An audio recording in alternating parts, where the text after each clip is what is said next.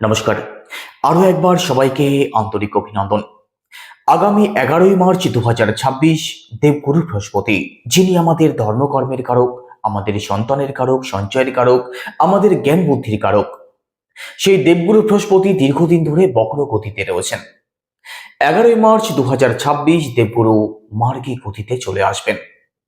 আর দেবগুরুর এই পরিবর্তন কন্যা রাশি অর্থাৎ ভার্গো সাইনের মানুষদের জীবনে কোন কোন দিক থেকে কি কি ভাবে পরিবর্তন নিয়ে আসবে, কোন কোন দিক থেকে পজিটিভ ফল প্রাপ্তি হবে, উন্নতির মহা সম্ভাবনা রয়েছে, আর কোন কোন দিক থেকে একটু সাবধানে থাকতে হবে, সমস্ত কিছু ডিটেলসে আলোচনা করার চেষ্টা করব। তো সম্পূর্ণ ভিডিওটি অবশ্যই দেখুন। 11ই মার্চ 2026 দেবগুরু বৃহস্পতি মার্গী গতিতে চলে আসছেন, যিনি আপনাদের চতুর্থ ভাবের লর্ড এবং সপ্তম ভাবের লর্ড।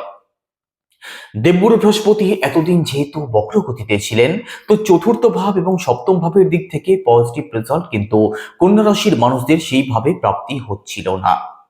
তো প্রথমত চতুর্থ ভাব অর্থাৎ প্রপার্টি সংক্রান্ত কোনো বিষয় নিয়ে যারা সমস্যার মধ্যে রয়েছেন, সেই সমস্যা সহজে মিটছে না। প্রপার্টি সংক্রান্ত কোনো ডিল আপনি সহজে ফাইনাল করতে পারছেন না। মায়ের দিক থেকে সেইভাবে সাপোর্ট আসছে না, অথবা আপনার মায়ের মধ্যে শারীরিক উইকনেস কম বেশি রয়েছে।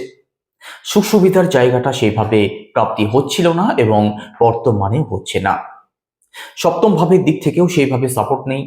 দাম্পত্য জীবনে অশান্তিতে হচ্ছে না, তবে আপনাদের দাম্পত্য যিনি সঙ্গিনী আছেন কিংবা সঙ্গী আছেন, তার দিক থেকে সাপোর্ট প্রাপ্তি হচ্ছে না। দাম্পত্য জীবনে যে কোনো বিষয় নিয়ে আনস্যাটিসফ্যাকশন রয়েছে।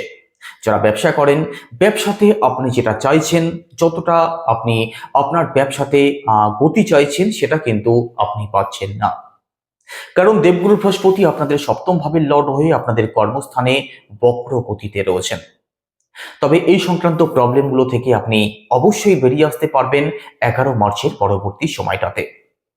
মায়ের দিক থেকে সাপোর্ট যেমন প্রাপ্তি হবে, আপনার মায়ের স্বাস্থ্য সংক্রান্ত দিক নিয়ে যাদের সমস্যা রয়েছে, তার থেকে আপনার মা বেরিয়ে আসতে পারবেন। প্রপার্টি সংক্রান্ত দিক থেকে লাভবান আপনি অবশ্যই হবেন। প্রপার্টি সংক্রান্ত কোনো বিষয় আপনি রেনোভেশন করতে পারেন, অথবা প্রপার্টি সংক্রান্ত কোনো ডিল আপনি সাইন করতে পারেন। একই সাথে দেখুন, সুখ সুবিধার জায়গাটা আপনাদের বাড়তে দেখা যাবে। দাম্পত্য জীবনে আপনাদের সুখ শান্তি ফিরবে। ব্যবসায়ী যারা আছেন, ব্যবসাতে আপনাদের একটা গতি পাবেন। ব্যবসার দিক থেকে আপনি সাপোর্ট অবশ্যই পাবেন। একই সাথে দেবগুরু বৃহস্পতি আপনাদের সপ্তম ভাবের লর্ড হয়ে যেহেতু দশম ভাবে বক্রগতি থেকে মার্গী গতিতে চলে আসবেন, তো কর্মজীবন নিয়ে যারা অত্যাধিক সমস্যার মধ্যে রয়েছেন, কর্মজীবনে কোনোভাবেই উন্নতি আর হচ্ছে না, তার থেকে আপনি বেরিয়ে আসতে পারবেন। কর্মজীবনের দিক থেকে মহা উন্নতির সম্ভাবনা থাকবে দেবগুরু যখন আপনাদের দশম ভাবে মার্গী গতিতে চলে আসবেন। কর্মজীবন, আপনি যে কাজের সাথেই যুক্ত হন না কেন, কাজ আপনাদের ভালো চলবে। কর্মজীবনের দিক থেকে আপনার কোনো বড় অ্যাচিভমেন্ট, বড় কোনো সাকসেস প্রাপ্তি হতে পারে। প্রমোশন হওয়ার পূর্ণ সম্ভাবনা থাকবে। একই সাথে চাকরির চেষ্টা যারা করছেন, যারা নতুন কাজ খুঁজছেন, আপনাদের জন্যও এই সময়টা অর্থাৎ 11 মার্চের পরবর্তী সময়টা অতি উত্তম থাকবে। দেবগুরু যদিও আপনাদের দশম ভাবে বর্তমানে অবস্থান করছেন, কর্মজীবনের দিক থেকে সাপোর্ট তো আপনি অবশ্যই পাচ্ছেন, তবে সেইভাবে কিন্তু কর্মজীবনের দিক থেকে উন্নতি হচ্ছে না। আপনি যেটা চাইছেন সেটা ঠিকঠাক পাচ্ছেন না, কারণ দেবগুরু বৃহস্পতি বর্তমানে দুর্বল অবস্থাতে রয়েছেন। এছাড়া দেখুন, দেবগুরুর দৃষ্টি পড়ছে আপনাদের সেকেন্ড হাউসে। তো 11 মার্চের পরবর্তী সময়ে সেভিংসের জায়গাটা আপনাদের বেটার হতে দেখা যাবে। বর্তমানে কন্যা রাশির মানুষদের কিন্তু সেভিংসের জায়গাটাও খুব ভালো নয়। সেভিংস করতে পারছেন না। ইনকাম তো হচ্ছে, তবে সেটা সেভিংস হচ্ছে না। 11 মার্চের পরবর্তী সময়ে সেভিংসের মানসিকতা যেমন আপনাদের আসবে, তেমন আপনি সেভিংসও করতে পারবেন।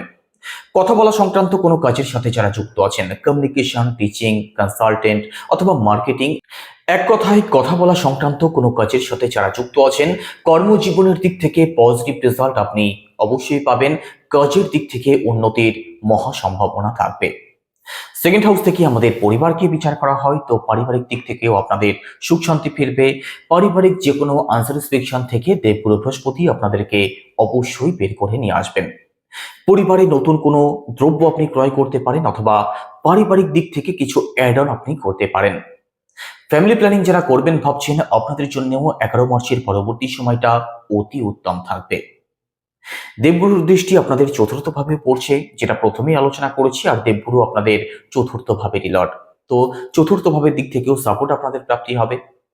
দেবগুরুর দৃষ্টি আপনাদের ষষ্ঠ ভাবে পড়ছে। দেখুন, দেবগুরুর দৃষ্টিকে অমৃত মনে করা হয়। দেবগুরুর দৃষ্টি যেখানেই পড়ুক সেই সংক্রান্ত দিক থেকে পজিটিভ রেজাল্ট কিন্তু নিশ্চিতভাবে প্রাপ্তি হয়। তো সিক্সথ হাউস অর্থাৎ ঋণ, রোগ, শত্রু, সার্ভিস প্রোভাইড, ঝগড়াঝাটি, এই সমস্ত কিছু। তো প্রথমত সার্ভিস প্রোভাইড মূলক কোনো কাজের সাথে যারা যুক্ত আছেন, আপনাদের জন্য কিন্তু অতি উত্তম সময় থাকবে। কাজ আপনাদের বাড়তে দেখা যাবে। একই সাথে দেখুন, ঋণ, রোগ, শত্রুর কথা যদি বলা হয়, সেক্ষেত্রে টাকা ধার নিয়ে যারা শোধ করতে পারছেন না, অত্যাধিক ধার দেনায় যারা জড়িয়ে আছেন, তার থেকে বেরিয়ে আসতে পারবেন, অথবা দেবগুরু বৃহস্পতি আপনাদের লোন মুক্তির পথ অবশ্যই দেখাবেন। তবে নতুন কোনো লোন যারা নিতে চাইছেন, আপনাদের কিন্তু একটু চোখ কান খোলা রাখতেই হবে। স্বাস্থ্য সংক্রান্ত দিক থেকে একটু সিরিয়াস থাকার চেষ্টা করবেন। বিশেষ করে পেটের দিক থেকে ভোগান্তির কিন্তু একটা সম্ভাবনা নিশ্চিতভাবে তৈরি হবে। একই সাথে মেদ বৃদ্ধি অর্থাৎ মোটা হওয়া সংক্রান্ত সমস্যা আপনাদেরকে একটু প্রবলেমের মধ্যে রাখতে পারে। দেবগুরু বৃহস্পতির ষষ্ঠভাবে দৃষ্টি, এখানে দেখুন শত্রু কিন্তু কম বেশি আপনাদের অ্যাক্টিভ থাকবে। ব্লাইন্ড ট্রাস্ট কাউকে করতে যাবেন না। অন্যের সাথে অকারণ ঝগড়াঝাটি আপনাদের হতে পারে, অন্যের সাথে অকারণ আর্গুমেন্টে আপনি জড়িয়ে পড়তে পারেন। এই দিক থেকে একটু সিরিয়াস থাকার চেষ্টা করবেন। বাদবাকি দিকগুলো আপনাদের ভালোই থাকবে। বাদবাকি দিকে দেবগুরুর তেমন কোনো প্রভাব পড়ার সম্ভাবনা থাকছে না। তো মার্গী গতিতে দেবগুরু বৃহস্পতি যখন চলে আসবেন, এই সংক্রান্ত দিক থেকেই আপনাদের ফল প্রাপ্তি হবে, সেটা পজিটিভ হোক কিংবা নেগেটিভ হোক। কেমন লাগলো আলোচনা অবশ্যই কমেন্টে জানাবেন। সবাই ভালো থাকুন, সুস্থ থাকুন। নমস্কার।